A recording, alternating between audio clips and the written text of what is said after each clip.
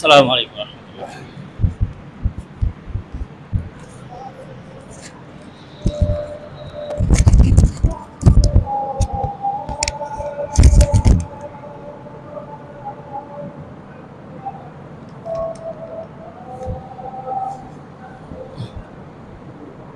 এই দেখা যাচ্ছে হ্যাঁ, ঠিক।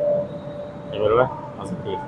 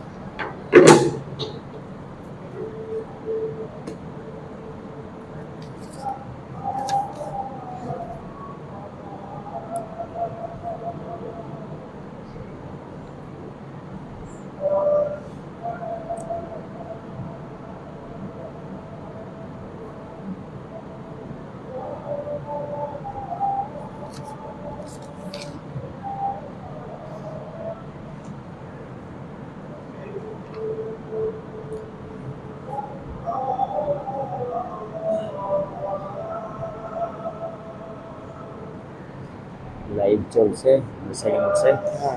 ফলো করবে চলছে কিনা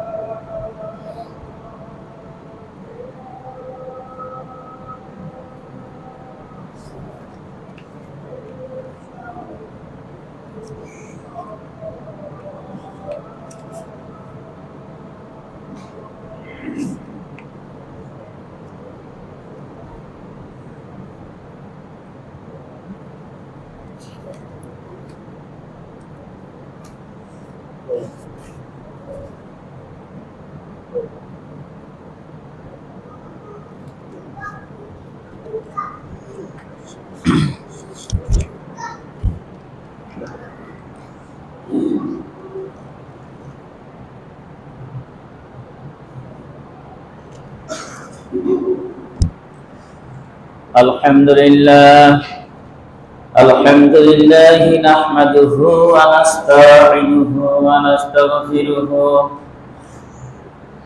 ওয়া নু'মিনু বিহি ওয়া নাতাওয়াক্কালু আলাইহি ওয়া না'উযু বিল্লাহি মিন শুরুরি আনফুসিনা ওয়া মিন সাইয়্যাতি আ'মালিনা من يهده الله فلا مضل له ومن يضلله فلا هادي له ونشهد أن لا إله إلا الله وحده لا شريك له الذي أرسله بالحق بشيرا ونذيرا وداعيا إلى الله بإذنه وسراجا منيرا أما بعد أعوذ بالله من الشيطان الرجيم بسم الله الرحمن الرحيم والعصر إن الإنسان لفي خسر إلا الذين آمنوا وعملوا الصالحات وتواصوا بالحق وتواصوا بالصبر.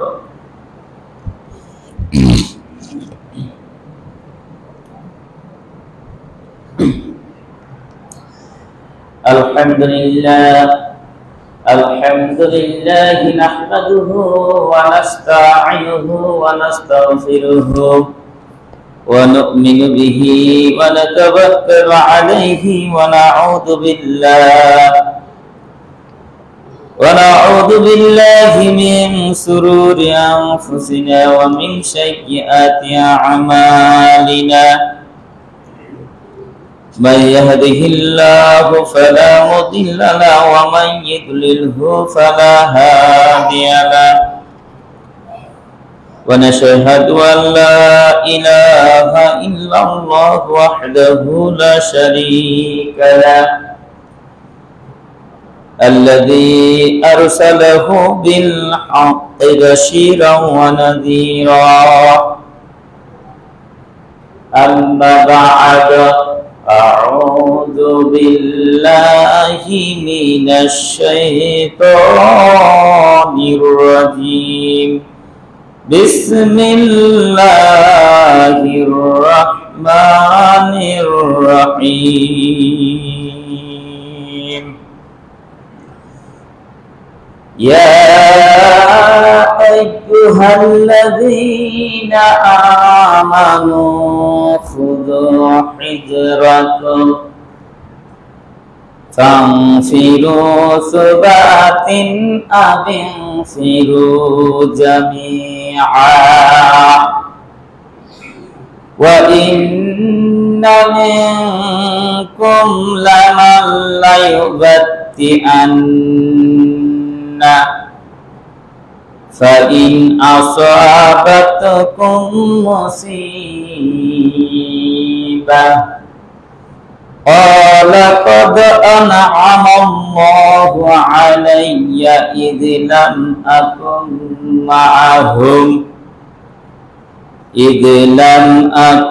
معهم شهيدا.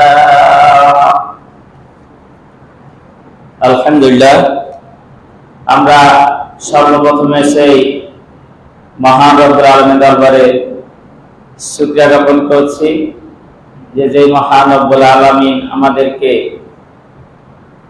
বিগত একটি সপ্তাহ অতিবাহিত হওয়ার পর এই সালাতুল জুমার মসজিদে আবারও সুস্থ শরীর নিয়ে আল্লাহ সুবহানাহু ওয়া তাআলা তার ইবাদত বান্দিগি করার জন্য আসার তৌফিক দান করলেন। এই জন্য আমরা সেই মহান রব্বুল আলামিনের দরবারে শুকরিয়া জ্ঞাপন করছি। সকলে বলছি আলহামদুলিল্লাহ। লক্ষ কোটি দুরূদ ও তাসলিমা বর্ষিত হোক বিশ্ব নবীর প্রতি, সকলে বলছি সাল্লাল্লাহু আলাইহি ওয়াসাল্লাম।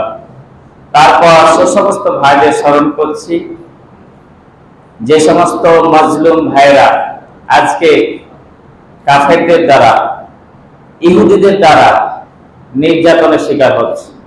আজকে ফিলিস্তিনের অসহায় মুসলমান ইসরায়েলের মাধ্যমে যে আক্রান্ত হচ্ছে, আবার নতুন ভাবে শুরু হয়েছে ভারত পাকিস্তানের মধ্যে যুদ্ধ, অন্যায় ভাবে যে মুসলমানদেরকে হত্যা করছে, পঙ্গু করছে, তাদেরকে বিপদের মুখে ফেলে দিচ্ছে, এই বিপদ আপদ মুসিবতের মধ্যেও যারা দিনের পথে অটল আছে, এই দিনের পথে অটল থাকার পরেও যাদের জীবন চলে যাচ্ছে, আল্লাহ সুবহানাহু ওয়া তাআলা যেন সেই সমস্ত ভাইদেরকে শহীদি মর্যাদা দান করেন এবং তাদেরকে জান্নাতুল ফেরদাউস দান করেন। সকলে আল্লাহুম্মা আমিন। আমি আপনাদের সামনে মহাগ্রন্থ ঐশাল কুরআনুল কারীমের 4 নম্বর সূরা সূরাতুন নিসা 71 নম্বর এবং 72 নম্বর আয়াত তেলাওয়াত করেছি। এই 71 থেকে 76 নম্বর আয়াত পর্যন্ত আপনাদের সামনে আজকে সংক্ষিপ্ত জুমার খুতবায় আলোচনা করার চেষ্টা করব ইনশাআল্লাহ। গত জুমায় কিন্তু আমরা হজ সম্বন্ধে আলোচনা করছিলাম, মানে আলোচনাটা কিন্তু এখনো শেষ হয়নি, কিন্তু খুতবার যেটা হক, এই খুতবার যেটা হক সেটা হচ্ছে সমাজে, রাষ্ট্রে, দেশে যখন যেই পরিস্থিতি, যখন যেই বক্তব্য দেওয়া দরকার সেটাই কিন্তু দিতে হবে। এখন তাম বিশ্বে ইহুদি, নাসারা, খ্রিস্টান, বেধর্মী, হিন্দু, বৌদ্ধ এরা কিন্তু মুসলমানদের উপর নির্যাতনের স্টিমরোলার তারা বাড়িয়ে দিয়েছে। এখন আজকে জুমার খুতবায় যদি গতানুগতিক আলোচনা করা যায় তাহলে আপনার ইব্রাহিম নবীর ঘটনা, কুরবানির ঘটনা, আদম নবী তার ছেলের কুরবানির ঘটনা এবং হজ্জের যেগুলো বাকি ছিল এই সমস্ত আলোচনা করা তো ধারাবাহিক আলোচনা হিসেবে আসতো।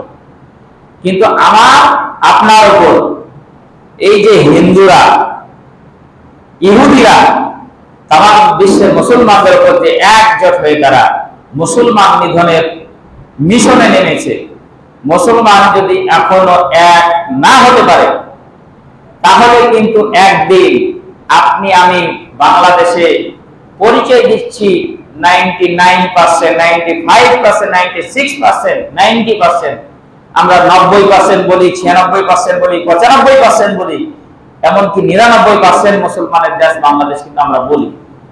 কিন্তু আজকে ফিলিস্তিনের ওপর ইসরায়েল নির্যাতন করতে করতে, তাদের জমি দখল করতে করতে প্রায় মানচিত্র থেকে মুছে ফেলার চেষ্টায় তারা লেগে রয়েছে। আর সৌদি আরবে কি করছে, এই অবস্থা যখন ফিলিস্তিনের মুসলমানের, তখন সৌদি আরব আমেরিকা থেকে নর্তকী নিয়ে এসে তারা ড্যান্সের আয়োজন করতেছে, তারা যাত্রার আয়োজন করতেছে, তারা হল উদ্বোধন করতেছে, সিনেমা হল উদ্বোধন করতেছে, তারা নারীদেরকে লাইসেন্স দিচ্ছে, ড্রাইভিং এর খেলা পারমিশন দিচ্ছে। এই হচ্ছে আমাদের পৃথিবীর সবচাইতে মুসলিমদের যেটা কেন্দ্রভূমি, এই দেশের অবস্থা। সম্মানিত উপস্থিতি, বিশ্বনবী এই কারণে বলেছেন যে তারা কুফিকুম আমরাইন লাম তাজিল্লু মা তামাসসাকতুম বিহিমা কিতাবাল্লাহ সুন্নাত রাসূলিহি। তাহলে বিশ্বনবী মক্কায় জন্মগ্রহণ করলেন, মদিনায় তিনি মৃত্যুবরণ করে রওজা মুবারক মদিনা মুনাওয়ারায় তিনি শায়িত রয়েছেন। তিনি বলতে পারতেন যে মদিনার লোক যেভাবে ইসলাম পালন করবে তামাম বিশ্বের লোক তোমরা সেভাবে ইসলাম পালন করো, তাদেরকে ফলো করবে। মক্কায় যেভাবে মানুষ ইসলাম পালন করবে তামাম বিশ্বের লোক তোমরা সেভাবে ইসলাম পালন করো। বলতে পারতেন কি পারতেন না? তিনি এই কথা বলেননি। তিনি জানেন যে যদিও মক্কায় আল্লাহর ঘর রয়েছে, যদিও আমার সহ সাহাবীদের কবর গোটা সৌদি আরবে ছেয়ে রয়েছে, মদিনা, মক্কা থেকে শুরু করে অন্যান্য শহরগুলোতে, তথাপি এক সময় আসবে যে মানুষ নামে শুধু মুসলমান থাকবে কিন্তু কামে তারা ইহুদি, মুশরিক, নাসারদেরকে ছাড়িয়ে যাবে। বর্তমানে আজকে সৌদি আরবের অবস্থা প্রায় সেমসের মতো হয়ে গেছে। আজকে তাম বিশ্বের মুসলমান যখন ফিলিস্তিনের মুসলমানদের জন্য তাদের বুকে দেখায় ব্যথিত হচ্ছে, তাদের জন্য দোয়া করছে, দান খয়রাত করছে, চান্দা তুলে তাদের জন্য পাঠাচ্ছে, আজকে সৌদি আরব আমেরিকার সঙ্গে নিয়েছে, তাদের নর্তকী নিয়েছে, তারা গান বাজনা ফুর্তি করতেছে। এখনকার সৌদি আরবের যদি মুসলমানের ক্যারেক্টার ফলো করার কথা থাকতো, তাহলে তাম বিশ্বের মুসলমানকে আগে আমেরিকা, ইসরায়েল, এই ভারত সবাই ধ্বংস করত। অথচ আমরা ওই সৌদি আরবের সঙ্গে তাদের কথা অনুযায়ী এই মসজিদ কিন্তু কি হতো, আজকে নামাজ হতো না। জালসা প্যান্ডেল তৈরি করে, আপনার যাত্রা প্যান্ডেল তৈরি করে যাত্রা পালা গান আমরা শুনতে হতো, তাদেরকে যদি ফলো করার ব্যবস্থা থাকতো। বিশ্বনবী এই জন্য বলল যে তোমরা শুনে রাখো, কিয়ামত পর্যন্ত যত মুসলমান আসবে এই পৃথিবীর বুকে সবার জন্য দুইটা বিধান আমি রেখে যাচ্ছি। একটা হচ্ছে কিতাব আল্লাহ, আর একটা হচ্ছে সুন্নাত রাসূল। একটা হচ্ছে আল্লাহর কিতাব এই কোরআন রেখে যাচ্ছি, আর দুই নাম্বার হচ্ছে আমি নবীর হাদিস রেখে যাচ্ছি। এই দুইটা যদি কেউ অনুসরণ করো, পালন করো, লাম তাদিল্লু, তাহলে কখনো তোমরা পথভ্রষ্ট হবে না, কখনো তোমরা বিপদগামী হবে না। সম্মানিত উপস্থিতি, তাহলে বোঝা গেল যে সৌদি আরব দেখে আপনার ইসলাম চলে না, মক্কা দেখে ইসলাম চলে না, মদিনা দেখে ইসলাম চলে না।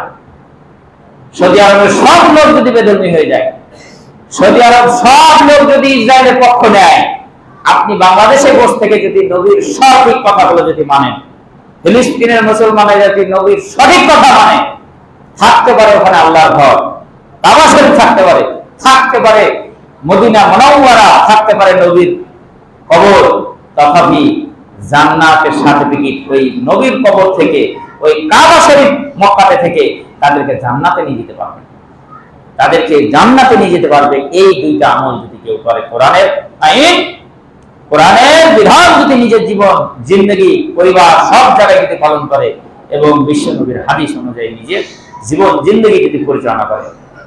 সম্মানিত উপস্থিতি, তাহলে আজকে সূরা নিসা 176টি আয়াত রয়েছে এবং রুকু সংখ্যা রয়েছে 24টি, এবং এই সূরাটি নাজিল হয়েছে মদিনায়। আপনারা জানেন বিশ্ব নবীর দুইটা অধ্যায় রয়েছে, ওহীর অধ্যায়, যে নবুয়ত 40 বছরে প্রাপ্ত হওয়ার পর 13 বছর তিনি মক্কায় ছিলেন। আর মক্কায় যে সমস্ত আয়াতগুলো, সূরাগুলো নাজিল হয়ে গেছে, এগুলো ছিল আখিরাত কেন্দ্রিক, এগুলো ছিল কবরের আযাবের ভয় ভীতি মানুষকে দেখানো, মরার পর মানুষ তোমরা কোথায় থাকবে, তোমাদের কি দুর্দশা হবে, এই সমস্ত ভয় ভীতিগুলো, তাওহীদের কথা, একাত্মবাদের কথা এবং রিসালাতের কথা, এই বিষয়গুলোর প্রতি বেশি গুরুত্ব আরোপ করা হয়েছিল। যে আল্লাহ এক, আল্লাহ ছাড়া কেউ পৃথিবীতে আর মাবুদ নাই, এই বিষয়ের প্রতি গুরুত্ব দেওয়া হয়েছিল। পৃথিবীতে যত নবী রাসূল এসেছিল সবই আল্লাহ দেওয়া, এগুলো নিজে নিজে নবী রাসূল দাবি করেনি। আমি তোমাদের রাসূল, এই রিসালাতের দায়িত্ব তোমরা মেনে নাও। এবং আখিরাত এটা এক জিন্দেগি, এটা অস্থায়ী জিন্দেগি, ক্ষণস্থায়ী জিন্দেগি, এখানে তোমরা স্থায়ী ভাবে থাকতে আসনি, সুতরাং এখান থেকে তোমরা চলে যাবে। তো এই সূরাটি মক্কায় কিন্তু নাযিল হয়নি। এই 13 বছর মক্কায় থাকার পর 3 বছর জেল খেটেছেন। এই 13 বছরের মধ্যে মানুষকে এত জাহান্নামের কথা, এত কবরের আযাবের কথা, এত শাস্তির কথা, তাওহীদের কথা, রিসালাতের কথা বলার পরও ওই আবু জেহেল তার পার্লামেন্টে দারুন নাদওয়ায় তিনি 14 জন গোত্র প্রধানকে ডেকে তিনি রায় দিলেন যে মক্কাতে মুহাম্মদকে 3 বছর জেল খাটিয়েও কোনো লাভ হচ্ছে না, মুসলমানের সংখ্যা বৃদ্ধি পেয়ে যাচ্ছে, সুতরাং একে দুনিয়া থেকে উৎখাত করে দিতে হবে। সূরা আনফালের 33 নম্বর আয়াতে সুন্দরভাবে বলে দিয়েছে যে একে হত্যা করো, অথবা একে বন্দী করো, অথবা দেশ থেকে বিতাড়িত করে দাও। সর্বসম্মতিতে বলল দেশ থেকে যেখানে যাবে সেই জায়গাতে যে ইসলাম প্রচার করবে। একে বন্দী করে রাখার লাভ হলো না, 3 বছর বন্দিদশায় রাখার পরও তার জন্য মানুষের মনে দয়া, মহব্বত দিন দিন বৃদ্ধি পাচ্ছে। সুতরাং লাস্ট অপশন, ডেট অফ ক্লান্তি, তাকে রশিতে ঝুলিয়ে এই দুনিয়া থেকে বিদায় করে দিতে হবে, এটাই তারা সিদ্ধান্ত নেন। আল্লাহ সুবহানাহু ওয়া তাআলা ওহীর মাধ্যমে জানিয়ে দিলেন তোমার এই মক্কাতে আর থাকা হবে না, তোমার হত্যা করার জন্য তারা একটা সিদ্ধান্ত নিয়ে নিয়েছেন দারুন নাদওয়ায়, তুমি এখান থেকে মদিনায় চলে যাও। সম্মানিত উপস্থিতি, মদিনায় যখন আসলেন আবু বকরকে নিয়ে শুধু এসেছিলেন 2 জন, মদিনায় আসলেন। আসার পর 10 বছরের মাথায় তিনি 1,14,000 সাহাবী নিয়ে তিনি বিদায় হজ্জে মক্কা, 8ম হিজরিতে তিনি বিনা যুদ্ধে, বিনা ময়দানে লড়াই ছাড়াই তিনি মক্কা বিদায় করে নিলেন 8ম হিজরিতে, এবং 10ম হিজরিতে 1,14,000 সাহাবীকে নিয়ে তিনি বিদায় হজ্জের ভাষণ দিয়ে তিনি এই দুনিয়া থেকে তিনি বিদায় নিয়ে চলে গেলেন।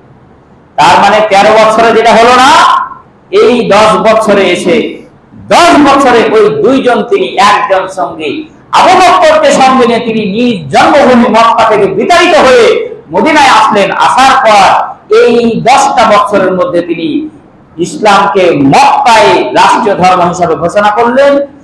কোরআন হাদিস অনুযায়ী তিনি দেশ পরিচালনা করলেন, এমনকি মক্কা বিনা যুদ্ধে তিনি জয়লাভ করে গোটা আরবে ইসলাম প্রচার করে দিলেন। তার মানে কি শুধু পিঠ পাকিয়ে রাখলে হবে না, সময়তে হাত দিয়ে পিঠে প্রহার করতে হবে। আজকের আয়াতটা হচ্ছে ঠিক এই বিষয়ে। আল্লাহ রাব্বুল আলামিন বলেন, ইয়া আইয়ুহাল্লাযীনা আমানু খুযু হিজরাকুম ফানফিরু সুবাতিন আযিনফিরু জামিআ। আল্লাহ রাব্বুল আলামিন বিশ্ব নবীকে বললেন, নবী তুমি তিনটা বছর শিয়াবে আবু তালিবে অনেক কষ্ট করেছো। মক্কার বুকে তোমাকে নিজের চাচা আবু জেহেল, আবু তালিব, উতবা, সাইবা, ওয়ালিদ বিন মুগিরা এরা তোমাকে অনেক কষ্ট দিয়েছে, তোমাকে নির্যাতন এত করেছে, বাড়িতে ঘুমাতে পারো নাই, খেতে পারো নাই, আত্মীয় স্বজনের কাছে কোরআনের দাওয়াত পৌঁছাতে পারো নাই। 13টা বছর অনেক কষ্ট করেছো নবী, মদিনায় তুমি এখন চলে এসেছো, আর পিঠ পাতার সময় নাই, এখন হচ্ছে পিঠে প্রহার করার সময় এসেছে নবী। তুমি আর বসে থেকো না, মদিনার মুসলমানদেরকে যুদ্ধের জন্য তুমি প্রস্তুতি নাও। মুসলমানদের মধ্যে তুমি এখন যুদ্ধের জন্য দামামা ঘোষণা করে দাও যে আর বসে থেকে কাজ হবে না। এখন ওই মক্কার মুশরিক যারা আসবে, কুরাইশরা যারা আসবে, ইহুদি যারা আসবে, এদের সঙ্গে এখন সামনাসামনি ফেস টু ফেস এখন মুখোমুখি লড়াই যেতে হবে। আর তাদের সঙ্গে সমঝোতা নাই, আর কোন চুক্তি নাই, সব চুক্তি বাতিল হয়ে গেল, সব চুক্তির শর্ত তারা ভঙ্গ করে ফেলেছে। খুযু হিজরাকুম, তোমরা সতর্কতা অবলম্বন করো তোমাদের শত্রুদের ব্যাপারে, যেই সমস্ত অস্ত্র দরকার সে সমস্ত অস্ত্র তোমরা কি করো, তৈরি করো। এই কথাটা সূরা আনফালের 60 নম্বর আয়াতে আল্লাহ পাক বলেন, ওয়াইদ্দু লাহুম মাস্তাতা'তুম মিন কুওয়া আমির রিবাতিল খাইল তুরহিবুনা বিহি আদুওয়াল্লাহি ওয়া আদুওয়াকুম। আল্লাহ পাক সূরা আনফালের 60 নম্বর আয়াতে এই কথা বললেন, হে নবী তুমি আর বসে থেকো না, মুসলমানদের শক্তি বৃদ্ধি করো। তোমার যে শক্তি রয়েছে এই শক্তি মুসলমানদেরকে শক্তিশালী সেনাপতি হিসাবে, শক্তিশালী নেতাদেরকে রূপান্তরিত করো। তাদেরকে অস্ত্র কিভাবে চালাতে হয় প্রশিক্ষণ দাও, কিভাবে তীর ধনুক চালাতে হয় প্রশিক্ষণ দাও, কিভাবে বন্দুক চালাতে হয় প্রশিক্ষণ দাও, কিভাবে ঘোড়া চালাতে হয় সবকিছু তোমরা প্রশিক্ষণ দাও। আর বসে থাকা চলবে না। ওয়াইদু লাহুম মাস্তাতা'তুম মিন কুওয়া, তোমাদের সামর্থ্য অনুযায়ী শক্তি সঞ্চার করো। এখন আর বসে থাকা হবে না। মক্কায় অনেক নির্যাতন করেছে তোমাদের উপর, মদিনা থেকে এখন কাউন্টার অ্যাটাক, এখন নির্যাতন তাদেরকে দাও, তাদের উপর অত্যাচার করো। ঠিক ফর দ্যাট ইটকেলটি মারলে পাটকেলটি খেতে হয়, একটা কথা আছে, ব্লাড ফর ব্লাড, রক্তের বদলে রক্ত। এখন সামনাসামনি মুখোমুখি করার সময় চলে এসে, ওয়াইদু লাহুম মাস্তাতা'তুম মিন কুওয়া, তুমি শক্তি তোমার সামর্থ্য অনুযায়ী সাহাবীদেরকে নিয়ে তুমি শক্তি সঞ্চার করো। তারপর আমি রিবাতিল খাইল, তারপর প্রশিক্ষিত ঘোড়া ক্রয় করো। এখন এই খাইল শব্দের অর্থ ঘোড়া, অশ্ব, এটা এখন বর্তমানে চলবে না। এখন হচ্ছে এই খাইল শব্দের অর্থ নিতে হবে পারমাণবিক বোমা, মিসাইল, ড্রোন, ক্ষেপণাস্ত্র, যত উন্নত মানের আধুনিক যুদ্ধের অস্ত্র, এই খৈল শব্দের অর্থ এখন এটাই, কোরআনের এই কথা। তখন ওই যুগে ঘোড়া ছিল সবচেয়ে শক্তিশালী, যে ঘোড়া দিয়ে তলোয়ার দিয়ে কিন্তু কি যুদ্ধের ময়দানে কাফেররা ঘোড়া ইউজ করত, মুসলমানদেরকে হত্যা করার চেষ্টা করত। ঘোড়াই ছিল তাদের শক্তিশালী বাহন, শক্তিশালী অস্ত্র। আর এখন হচ্ছে পারমাণবিক অস্ত্র, ক্ষেপণাস্ত্র, ড্রোন, মিসাইল, হাইপারসনিক অ্যাটম বোমা, এখন ইন্টারনেট, ডিজিটাল, তারপর হচ্ছে মিডিয়া, এই সমস্ত গুলো এই অর্থের মধ্যে এখন থাকবে।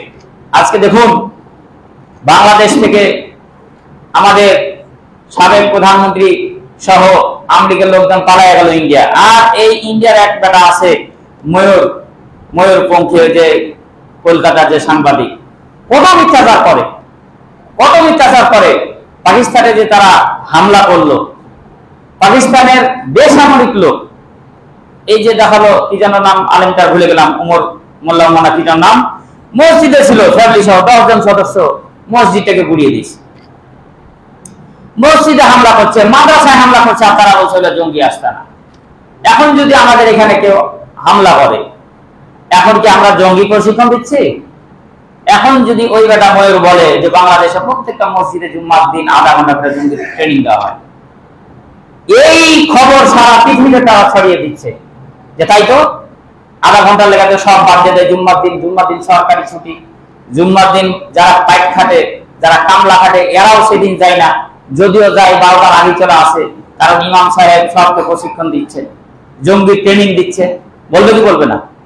যদি এই সম্বন্ধে যদি জানা না থাকে, যে জুমার খুতবা সম্বন্ধে যদি একজন নাস্তিক, ইহুদি, যারা বেধর্মী, আর কোনো ধারণা নেই জুমার নামাজ সম্বন্ধে, মনে করে কোনো ধারণা নেই, তাকে যদি বলা হয় যে জুম্মার দিন প্রত্যেক মসজিদে মসজিদে জঙ্গি ট্রেনিং দেওয়া হয়, সে বিশ্বাস করতে বাধ্য।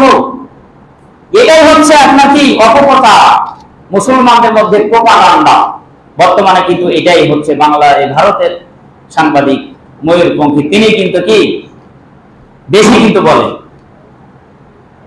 যে তাদের দেশে ওই দাঙ্গা হাঙ্গামায় গুজরাটে বিভিন্ন জায়গাতে হিন্দুদের বাড়ির উপর হামলা হয়েছে, তারাই হামলা করছে রাজনৈতিক, ওই ছবিগুলো বাংলাদেশে হচ্ছে বলে চালিয়ে দিল কিছুদিন আগে, যখন আওয়ামী লীগ সরকার যায় পালায়া যায়। তার মানে এটাই বোঝাতে চাচ্ছিল যে বাংলাদেশের মানুষ এখন জঙ্গি দ্বারা পরিচালিত হচ্ছে, সবাই জঙ্গি, জঙ্গিরা খালি হিন্দুদেরকে মেরে ফেলে দিচ্ছে, মন্দির গড়িয়ে দিচ্ছে। আমরা যদি ইতিহাস জানতে যাই, 200 বছরের উপর মুসলমান ভারত শাসন করেছে। 200 বছরের মধ্যে ভারতের আগ্রার তাজমহল, মুর্শিদাবাদের নবাব সিরাজউদ্দৌলার হাজারদুয়ারি, তারপর কুতুব মিনার, তারপর অযোধ্যার বাবরি মসজিদ থেকে শুরু করে ভারতের যত দামি দামি স্থাপত্য, যত সুন্দর সুন্দর বিল্ডিং, আপনি যদি খোঁজ করে নেন, এই 200 বছরের মধ্যে মুসলমানেরাই তৈরি করেছে, যা আজকে কোটি কোটি টাকা, আজকে প্রতি বছর রাজস্ব আয় তারা এই হাজারদুয়ারি থেকে, এই আগ্রার তাজমহল থেকে, কুতুব মিনার থেকে, বিভিন্ন জায়গা থেকে তারা কি করে ইনকাম করে, এই হিন্দু সরকার ভারত। অথচ এগুলো হচ্ছে মুসলমানের তৈরি, এগুলো হচ্ছে মুসলমানের তৈরি।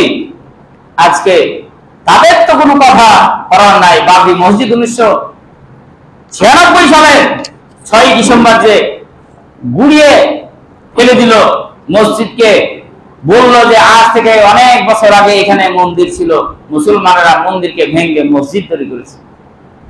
তো প্রত্যেকটা জায়গায় মসজিদের নিচে নাকি মন্দির ছিল। তারা আজকে দাবি করে নরেন্দ্র মোদী সরকার এটাই মানুষকে বুঝাচ্ছে, আর প্রত্যেকটা মসজিদকে ভাবে তারা ভেঙে গুড়িয়ে দিচ্ছে এবং মন্দির তৈরি করার জন্য চেষ্টা করছে।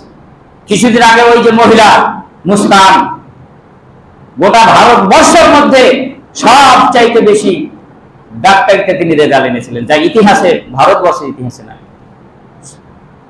এত ভালো নাম্বার এনেছে, 600 নাম্বারের মধ্যে 599 না 98 এরকম দিয়েছে, 2 মার্ক 1 মার্ক কম। মানে এত ট্যালেন্ট ওই মহিলা, আল্লাহু আকবার বলে গোটা কলেজ কর্তৃপক্ষের বিপক্ষে যাননি।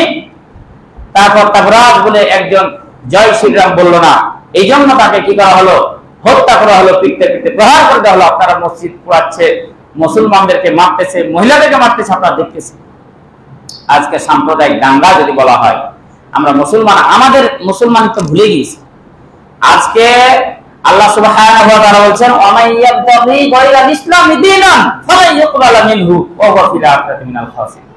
যে ইসলাম বাদ দিয়ে কেউ যদি অন্য ধর্মের পথ অনুসরণ করে, অন্য মতাদর্শ মানার জন্য চেষ্টা করে, কিয়ামতের ময়দানে তার আমল সব বরবাদ হয়ে যাবে। ফাজা আল্লাহু হাবাআন মানসুরা, আল্লাহ এভাবে আমলটাকে নিবে, আর যেমন ঢিল ছুঁড়ে ফেলে দেয়, ধুলাবালি যেমন হাত থেকে ছুঁড়ে ফেলে দেয়, জমিতে যেমন সারগুলো একমত করে নেয়, ছিটিয়ে দেন, আর যেমন পাওয়া যায় না, ওই কাফেরের আমল, মুশরিকের আমলকে এভাবে আল্লাহ হাতে নিবে এবং ছুঁড়ে ফেলে দিবে। ফাজা আল্লাহু হাবাআন মানসুরা, এমন তছনছ হয়ে যাবে। সম্মানিত উপস্থিতি, তাহলে আপনি দেখেন, তারা হচ্ছে ইসলাম বাদ দেয় হিন্দু ধর্ম, যেগুলো হচ্ছে বরবাদ, যেগুলো কি দামি নাই। আল্লাহ রাব্বুল আলামিন বলেন, হাল আতাকা হাদিসুল গাশিয়া উজুহু ইয়াওমাইদিন খাশিআ আমিলাতুন নাসিবা।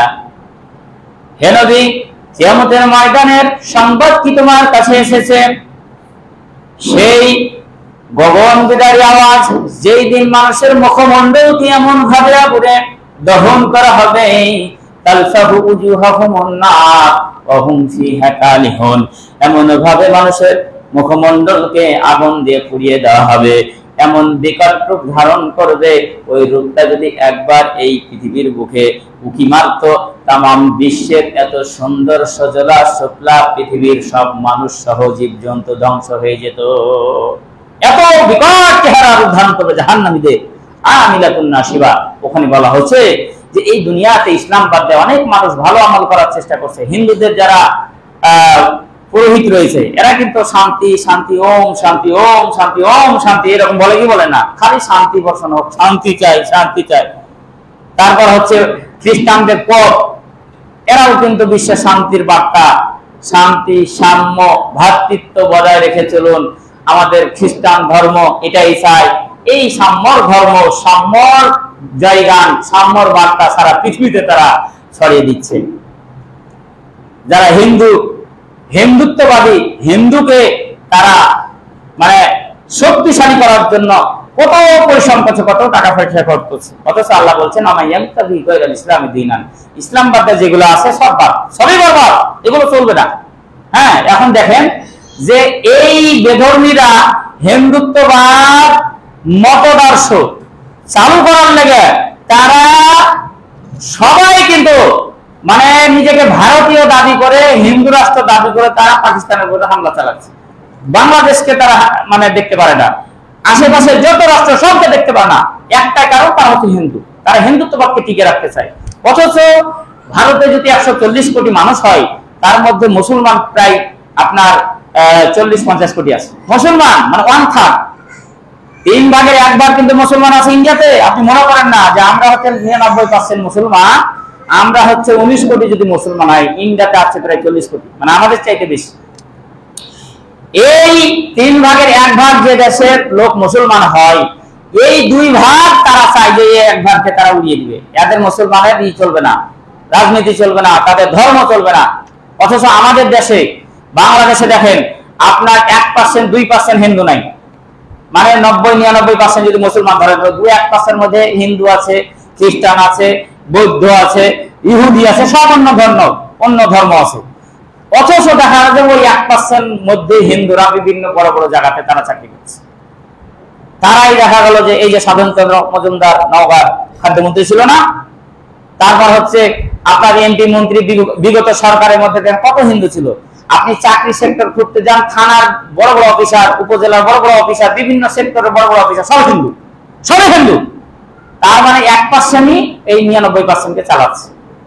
তাও আমরা কিছু বলছি না, তাও আমরা সহ্য করে নিচ্ছি। মুসলমানদের শান্তির ধর্ম, আমাদের শান্তির সাম্য বার্তা পৌঁছায়, আর ওই হিন্দু তারা 140 কোটি যদি হয়, তো 40 কোটি মুসলমান আর 100 কোটি ওরা হিন্দু, অন্য ধর্ম আর তো আছেই। ওই 40 কোটি মুসলমানকে তারা রাখবে না। কত নির্যাতন করছে বাড়িঘর সহ, আজকে 200 বছর থেকে নির্যাতন করছে। আজকে পাকিস্তানকে তারা উড়িয়ে দিতে চায়, পাকিস্তানকে তারা উড়িয়ে দিতে চায়। আজকে তারা হামলা করছে। আজকে আপনি জানেন রাজনীতি, এই বর্তমানে যে রাজনীতির নোংরা নীতি আপনি জানেন, এই নিজে টিকে থাকার জন্য, নিজের বাপকে পর্যন্ত কি করে, খুন করে দেয়। এই দেয় ভাই বাড়ি মন্ডওয়ালা, আমাদের বাড়ি তো চাঁপাইনবাবগঞ্জে ওই যে ইসলামপুর দিয়ার আমাদের যে ভাইস প্রিন্সিপাল ছিল, ওই জায়গার নরেন্দ্রপুর, ইসলামপুর, খাড়োগা, তারপর হচ্ছে চাটাইডুবি, কয়েকটা গ্রাম ছিল। ওদের কথা কেসে জিতা লাগবে, ন্যায় অন্যায় দরকার নাই। কেসে জিততে গেলে, বিপক্ষ পার্টিকে হারাতে গেলে আমাদের একটা মার্ডার হওয়া দরকার। এখন দেখে যে বংশের মধ্যে সবচেয়ে কার বাপ বুড়া, এখন তার মধ্যে আপনি অন্যায়, আমি অন্যায় করতেছি। এখন দেখা গেল যে আমার বাপ হচ্ছে 100 বছর পার হয়ে গেছে। এখন সবার মিলে পরামর্শ করলো যে বাপ তো কয়েকদিন পর মরেই যাবে, এখন কেসে জিততে গেলে তো কিছু একটা মার্ডার করা লাগবে। এখন বললো যে বাপজান তুমি তো মানে আর হয়তো 1-2 বছর 5 বছর যাই বাঁচতে, কিন্তু কেসে কিন্তু আমরা হারা যাবো, একজন তো মারা লাগবে, আর আমাদেরকে তো পারছি না। তো তুমি আগে একটু কি দুনিয়া থেকে চলে যাও, তুমি যদি যাও তাহলে আমরা কেসটা কি হবে, জিতা সহজ হবে। এই যে এভাবে কিন্তু অসংখ্য কেস জিতার জন্য নিজের আত্মীয় স্বজনকে দুনিয়া থেকে কি করছে, বিদায় করছে। তো এগুলো হচ্ছে রাজনীতি, এগুলো হচ্ছে বাংলাদেশের, ইন্ডিয়া যাই বলে না কেন, এগুলো হচ্ছে রাজনীতি। এই নরেন্দ্র মোদী একটা কসাই মোদী বলে, গুজরাটের কসাই বলা হয় আগে, গুজরাটের চাওয়ালা হচ্ছে, দেখেন না ভোটের আগে সন্ন্যাসীতে ইয়াতে চলে যায়। ওই যে আপনার ন্যাশনাল টিভিতে, জিওগ্রাফি টিভিতে, যে আপনার ডিসকভারি টিভিতে একজন আছে না, মানে বনে যায়, বনের সিংগুলো দেখায়, ওর সঙ্গে সে সন্ন্যাসীতে যায়। এই হচ্ছে শয়তান, এই হচ্ছে গুজরাটের হচ্ছে কসাই। তা আল্লাহ সুবহানাহু ওয়া তাআলা এই জন্য বলছেন যে হুজুর হিজরাকুম ফানফিরু সুবাতিনা বিনফিরু জামিয়া, এই সমস্ত কসাইদের সামনে, এই সমস্ত বেধর্মীদের সাথে আর আতাতাত নয়, এদের সঙ্গে আর সমঝোতা নয়, এদের সঙ্গে তোমরা কি দলে দলে বের হও অথবা সমষ্টিকভাবে তোমরা বের হয়ে যাও। আল্লাহ পাক বলেন ইনফিরু খিফাফাও ওয়া সিকালা ওয়া জাহিদু বিআমওয়ালিকুম ওয়া আনফুসিকুম ফি সাবিলিল্লাহ। আল্লাহ পাক বলেন হে বিশ্বের মুসলমান, তোমরা শোনো, তোমরা আল্লাহর রাস্তায় হালকা অস্ত্র নিয়ে অথবা ভারী সরঞ্জাম নিয়ে কাফেরদের বিরুদ্ধে নিজেদের জান মাল নিয়ে আল্লাহর রাস্তায় জিহাদ করতে নেমে যাও। তাহলে আর কোনো নাই, বসে থাকার কিন্তু অপশন নাই। এটা হচ্ছে ঈমানের একটা তারিখ, এটা হচ্ছে ঈমানের একটা জজবা। আল্লাহ সুবহানাহু ওয়া তাআলা বলছেন আম হাসিবতুম আন তাদখুলুল জান্নাহ ওয়ালাম্মা ইয়া'লামিল্লাযীনা জাহাদু মিনকুম ওয়া আ'লামাস সাবিরিন। আল্লাহ পাক বলছেন এমনি তোমরা জান্নাতে চলে যাবে নাকি? তোমরা ধারণা করলে লা ইলাহা ইল্লাল্লাহ আর আমি জান্নাত দিয়ে দিব, অথচ এখনো দেখলাম না যে কি আল্লাহর রাস্তায় সংগ্রাম করো, অথবা আল্লাহর রাস্তায় সংগ্রাম করতে গিয়ে কাফেরদের সঙ্গে বালা মুসিবত, আযাব, গজব, নির্যাতন যতই আসুক, ওই দিনের পথে কে তোমরা ধৈর্য ধারণ করো, এটা আমি এখনো দেখলাম না। আল্লাহ পাক এই আয়াতে বলছেন, তারপরে আয়াতে ওয়া ইন্না মিনকুম লামান লা ইউবাত্তি আন্না ফাইন আসাবাতকুম মুসিবা ক্বালা ক্বাদ আনামাল্লাহু আলাইয়া। এখানে মক্কার মুশরিকদের ব্যাপারে বলা হয়েছে। যখন আপনার ওই মক্কা থেকে চলে আসলো মদিনায় যখন বদরের যুদ্ধে গেল, উহুদের যুদ্ধে গেল, বিভিন্ন যুদ্ধে যখন মুসলমানেরা যায়, তারা যারা থেকে যায়, যে সমস্ত মুশরিকরা থেকে যায়, মুনাফিকরা থেকে যায়, মুসলমানেরা যখন যুদ্ধে যায় কেউ নিহত হয়, তখন এরা বলে এই তো দেখো আমরা যাইনি তো ভালোই হয়েছে, আমরা যাইনি কি হয়েছে, ভালোই হয়েছে, তাই না? যে আমরা যাইনি তো ওই যে রাসূলের যে দান মোবারক শহীদ করা হলো, উহুদের ময়দানে 70 জন সাহাবী কি হলো, নিহত হলো, বদরের ময়দানে 14 জন সাহাবী নিহত হলো, আমরা যাইনি তো বেঁচে গেছি, আমরা কি করছি, বেঁচে গেছি। কিন্তু যদি যুদ্ধে জয়লাভ হয় এবং যুদ্ধে যদি কি হয় আপনার টাকা পয়সা গনিমত যদি ইনকাম হয়, তখন এরা ফের আবার হিংসা করে, এরা হচ্ছে মুনাফিক, এরা হচ্ছে কি মুনাফিক। তো সময় যেহেতু শেষ হয়ে গেছে, তা আমি আপনাদের আহ্বান করবো, হিন্দুরা যদি ওরা যদি বিভ্রান্তি ধর্মে থাকার পর সব হিন্দু যদি এক হয়ে মুসলমানদের বিরুদ্ধে জিহাদ করতে পারে, একমাত্র ইসরায়েল যারা হচ্ছে রিফিউজি বুঝেন তো আপনারা নাকি, মানে এক দেশ থেকে আরেক দেশে এসে যারা বসবাস করে এদেরকে বলা হয় কি রিফিউজি। মানে আমাদের কিন্তু আদি বাসিন্দা ইন্ডিয়া মুর্শিদাবাদের ওই টিকলি চার বাড়ি ছিল। আমাদের ওই আপনার যুদ্ধের সময় কিন্তু বাংলাদেশে এসে আমার দাদিরা এই দেশে কিন্তু বাসা করছে, এই জন্য আমাদেরকে বলা হয় কি রিফিউজি। তো এই যে যারা স্থানান্তর হয়েছে এক জায়গা থেকে আরেক জায়গাতে এসে সেটেল হয়, এদেরকে বলা হয় বাংলা ভাষায় রিফিউজি। তো এরা হচ্ছে রিফিউজি, যখন ওই হিটলার 60 লক্ষ ইহুদিকে ধ্বংস করলো, এরা কিন্তু বিভিন্ন দেশে পালিয়েছিল, ইউরোপ, আমেরিকা, ইংল্যান্ড, বিভিন্ন দেশে তারা পালিয়েছিল।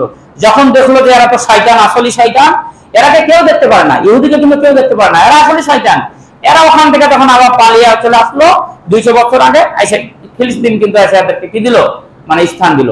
এই ফিলিস্তিনে স্থান না পর এখন ফিলিস্তিনকে তারা দখল করে দিল, ফিলিস্তিনকে দখল করবে। কিন্তু এটা একটা সোজা যে আপনারা একটা আশ্বস্ত থাকেন যে সামনে আপনার গাজওয়াতুল হিন্দ বলে একটা যুদ্ধ হবে, এটা হচ্ছে ভারতীয় উপমহাদেশে হবে। এটা রাসূলের ভবিষ্যৎবাণী, প্রায় 6টা-7টা হাদিস রয়েছে যে এখানে যদি আমি বেঁচে থাকতাম সরাসরি যুদ্ধে অংশগ্রহণ করতাম। সাহাবী আবু হুরায়রা বলছে যে আমি যদি বেঁচে থাকি ওই সময় সরাসরি যুদ্ধে মানে অংশগ্রহণ করতাম। আর আল্লাহর ভবিষ্যৎবাণী, নবীর ভবিষ্যৎবাণী যে ওই যুদ্ধে যারা অংশগ্রহণ করবে মুসলমান, এরা পরাজিত হবে না, এরা জয়লাভ করবে, আর এদেরকে স্পেশালি আল্লাহ কি জাহান্নাম থেকে মুক্ত করে দিবেন। তাহলে এটা কিন্তু এককালে শুরু হবে। যদিও এখন অনেকে বলাবলি করছে যে গাজওয়াতুল হিন্দ বোধহয় শুরু হয়ে যাবে, কারণ মুসলমানদেরকে আক্রান্ত করছে আস্তে আস্তে আস্তে আস্তে, এইভাবে করতে করতে কি এক সময় এই যুদ্ধের সূচনা হবে। কিন্তু এখনো বহু বছর আছে, বহু বছর আছে। আপনার যেহেতু গাজওয়াতুল হিন্দ আছে, ইমাম মাহদির আগ মুহূর্তে কিন্তু হবে, ইমাম মাহদি পৃথিবীতে আসার আগ মুহূর্তে গাজওয়াতুল হিন্দ কিন্তু কি হবে, পরিচালনা হবে। এবং এই যে ফিলিস্তিন মনে হচ্ছে না যে ইসরায়েল বোধহয় ধ্বংস হয়ে যাবে, ওখানেও বিশ্ব নবী কি বলছেন যে ঈসা ইবনে মারিয়াম তিনি আসবেন পৃথিবীতে, আসার পর দাজ্জালকে ওই ফিলিস্তিনে তিনি কি করবেন, হত্যা করবেন, হত্যা করার পর ওই ফিলিস্তিনের মাটি হবে হাসরের ময়দান। সুতরাং ভয় পাওয়ার চিন্তা নাই, ওয়ালা তাহিনু ওয়ালা তাহজানু ওয়া আনতুমুল আ'লাউনা ইন কুনতুম মুমিনিন। যদি তোমরা কি হও, মানে সঠিক ঈমান আনতে পারো, সত্যিকারের মুমিন হতে পারো, তোমাদের কোনো ভয়ও থাকবে না, চিন্তা থাকবে না। যাই হোক, সময় পার হয়ে গেছে। আমি আপনাদের আহ্বান করব যে আমরা যারা মুমিন, আমরা যারা নিজেকে মুসলমান দাবি করছি, হিন্দুরা যদি ওরা বেফাতে থাকার পরও যদি হিন্দুত্বকে টিকে রাখার জন্য যদি জান মাল দেয়, আপনারা জানছেন যে পাকিস্তান দাবি করেছে যে ওদের 50টা সেনাকে হত্যা করা হয়েছে, কিন্তু এই ভারত তো স্বীকার করছে না। ছবি সহ যখন ড্রোন গুলো, ক্ষেপণাস্ত্র গুলো, রাফাল যুদ্ধ ফাইটার গুলো যখন ছবি দিচ্ছে, তখন কিছু তারা প্রমাণিত হচ্ছে। CNN থেকে শুরু করে বিশ্বে বলছে না, পাকিস্তান যেটা বলেছে সেটা সঠিক কথা, কিন্তু ভারত তো সেটা মেনে নিতে পারছে না। তা আমরা মুসলমান যদি এখন সজাগ না হন, আজকে পাকিস্তানে মারছে, ওই পারমাণবিক বোমা বাংলাদেশে কিন্তু মারতে সময় লাগবে না। আর আমাদের যে দেশ দরদি শেখ হাসিনা, ওতে দিল্লিতে বসে ও কি বসে আছে, ও কি বাংলাদেশ উন্নত এটা কি চাচ্ছে? ও কখনো চাইবে না যে বিএনপি জামাত এগুলো মানে পাওয়ারে আসুক বা দেশটা উন্নত হোক। ও কিন্তু লেগেই আছে, ওর কূটনীতি বেরেন কিন্তু খাতা দিয়েছে মোদির সঙ্গে বসে স্বামী স্ত্রীর মতো।